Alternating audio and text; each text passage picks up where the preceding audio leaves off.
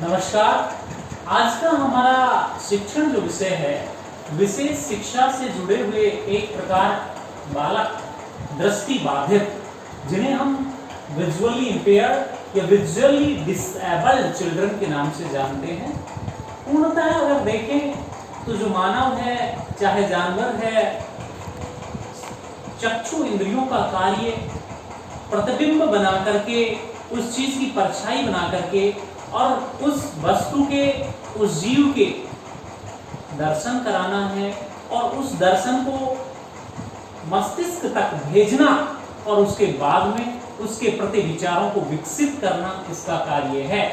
तो आप सोच सकते हैं, जो हमारी आईज हैं, जो हमारी आंखें हैं, जो हमारे चक्षु हैं, कितने महत्वपूर्ण हैं। इसलिए दृष्टि बाधित असमर्थ बालक उन्हें हम कहेंगे जो बालक देखने में असमर्थ हो, या तो पूर्ण रूप से या आंशिक रूप से। जिन बच्चों को, जिनका विजन क्लियर नहीं है, जिन बच्चों के साथ में समस्या है कि वो देखने में अपनी आई को, अपनी आंखों के नेत्र ज्योति के साथ कहीं ना कहीं समस्या महसूस करते हैं, जिनको क्लासरूम में बैठने के बावजूद अक्षरों की बनावट में, अक्षरों की लिखावट में दूर दृष्टि दोष होता है, निकट दृष्टि दोष होता है। इनके विभिन्न कारण हो सकते हैं।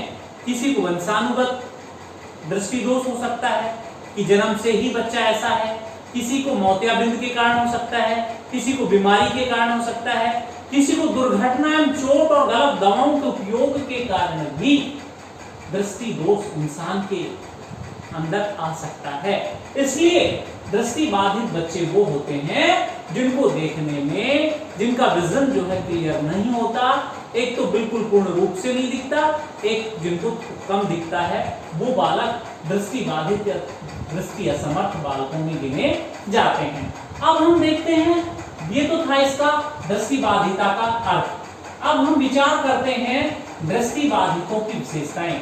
इनकी विशेषताएं क्या हो सकती हैं? सबसे पहले हम जानेंगे दृष्टि बाधितों की केवल दृष्टि बाधित है, उनकी श्रवणेंद्रियां, उनकी कर्णेंद्रियां बाधित नहीं है।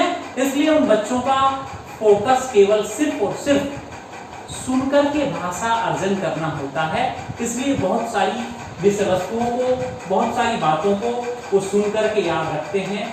इसलिए वो अधिक भाषा का उपयोग करने में सक्षम होते हैं और बहुत जल्दी सुन करके सीख जाते हैं।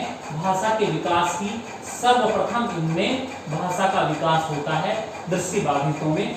दूसरी चीज है, सामान्य बच्चों से ये भिन्न होते हैं और ये जो अंधे व्यक्ति हैं शाब्दिक अवास्तविकता का प्रदर्शन करते हैं, क्योंकि ये केवल सिर्फ और सिर्फ अपने भाषा के अनुरूप श्रवणेंद्रियों के द्वारा भाषा का अनुभव करते हैं। भाषा का विकास इनके अंतर्गत होता है। अगला है शब्दों की अपर्याप्त निर्भरता इनमें होती है। वो इसलिए कि हर विषय वस्तु को ये देख नहीं पाते, केवल ये सुनकर के अपने अंदर उस भाषा का प्रतिबिंब बनाते हैं और उस वोकैबुलरी में विकास करते हैं। अगला है बौद्धिक विकास। बौद्धिक विकास की अगर मैं बात करूं तो ये बच्चे निम्न बुद्धि वाले नहीं होते। ये बच्चे आईक्यू में शुरू के वर्षों में भले ही कम हो, लेकिन इनमें जब हम ध्यान देते हैं, व्यक्तिगत निर्देशन देते हैं, तो इनके अंतर्गत नाटकीय ढंग से परिवर्तन होता है और सुविधाओं की प्राप्ति के बाद ये बालक मुख्य धारा में बौद्धिक विकास को एक चमत्कारिक परिवर्तन लेकर के आते हैं। अगला अगर हम देखें, इनमें अधिगम सामान्य बच्चों से संप्रत्यात्मक कॉन्सेप्चुअल जो एबिलिटीज हैं इनमें होती हैं। दूसरी, स्थान को समझने में कठिनाई, दूरी के आकलन का, किसी के स्थान पर पहुंचने के बारे में। दूसरी चीज होती है इनमें आवाजों के द्वारा ये दूरी और दिशा का आकलन करते हैं। जैसे जिनको जितनी दूरी से इनको आवाज आती है उसके अनुसार दूरी और दिशा का आकलन ये बच्चे जो अंध होते हैं ये कर पाते हैं। अगला इनमें है शैक्षणिक उपलब्धि। इन बच्चों के अंतर्गत विशेषता शैक्षणिक उपलब्धि जो है, एजुकेशनल जिनका अचीवमेंट है, कैपेबिलिटीज है, वो कैसी होती है?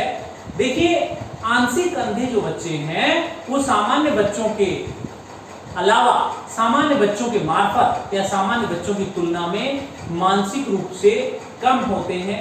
पीछे होते हैं। दृष्टिबाधित बच्चों की योग्यता उपलब्धि जो है, अचीवमेंट लेवल जो है इनका, उतनी प्रभावित नहीं होती जितनी श्रवण बाधित की होती है, क्योंकि श्रवण बाधित योग्यता के लिए, अधिगम के लिए आवश्यक है श्रवण योग्यता, और श्रवण योग्यता इनमें उत्कृष्ट होती है, इसलिए इनकी शैक्षणिक उपलब्धि उत्कृष्ट कोटि की पाई जाती है। मतलब इनमें शैक्षणिक उपलब्धि ठीक ठाक होती है, अच्छी होती है। अगला हम देखते हैं सामाजिक कार्य और समायोजन। सामाजिक कार्य और समायोजन में अगर मैं दृष्टिबाधित बालकों की बात करूं तो ये समाज की प्रतिक्रिया और समायोजन को निर्धारित करता है कि समाज इनके प्रति कैसे प्रतिक्रिया रखता है।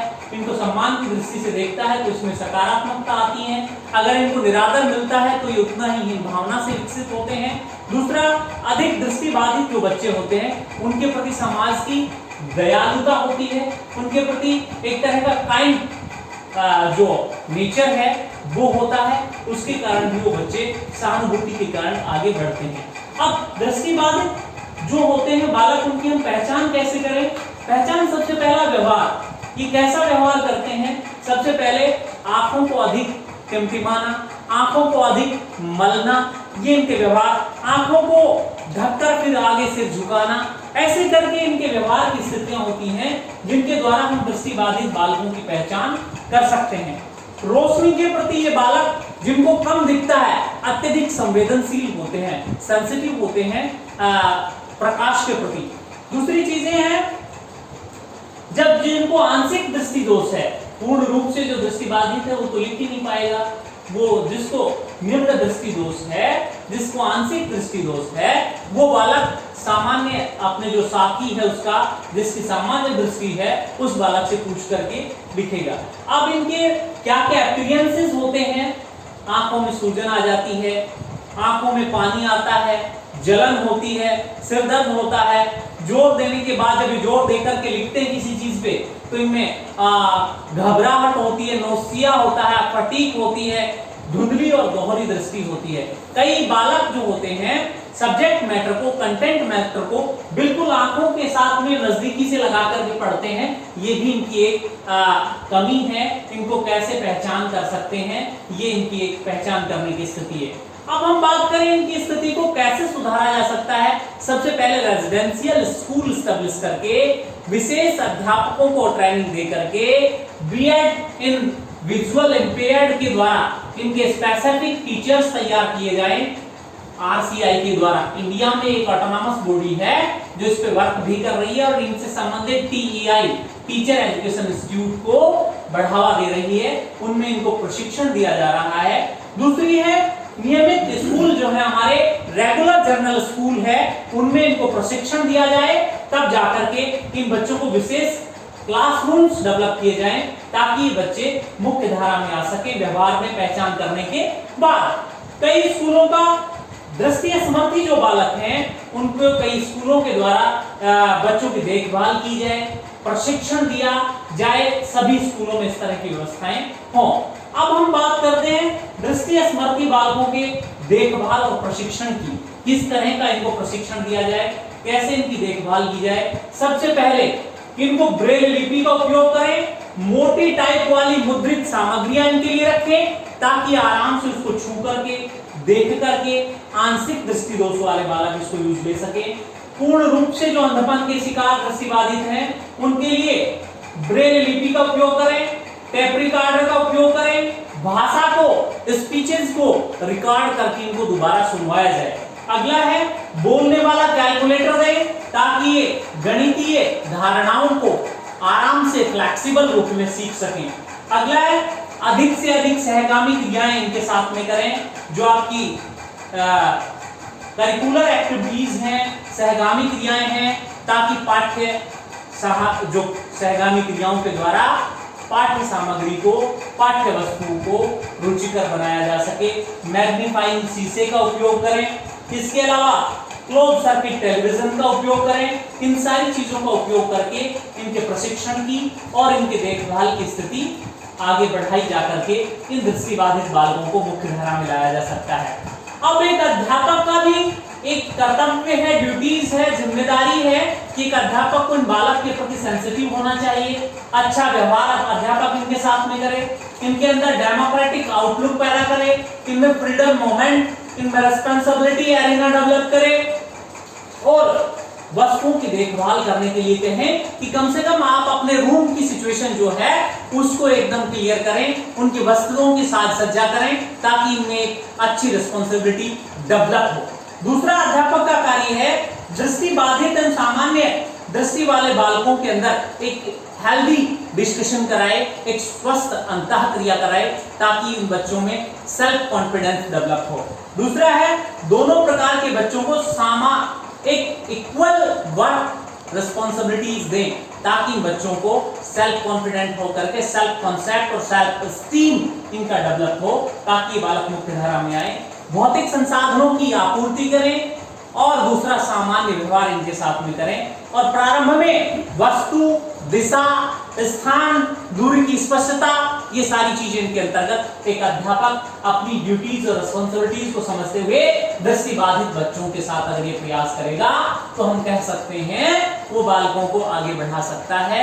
यह प्रकरण हमारी जो पुस्तक है आत्म विविधता, लिंग तथा समावेशी शिक्षा की समझ नामक पुस्तक से हमने यहाँ आज चर्चा की है, अध्ययन किया है।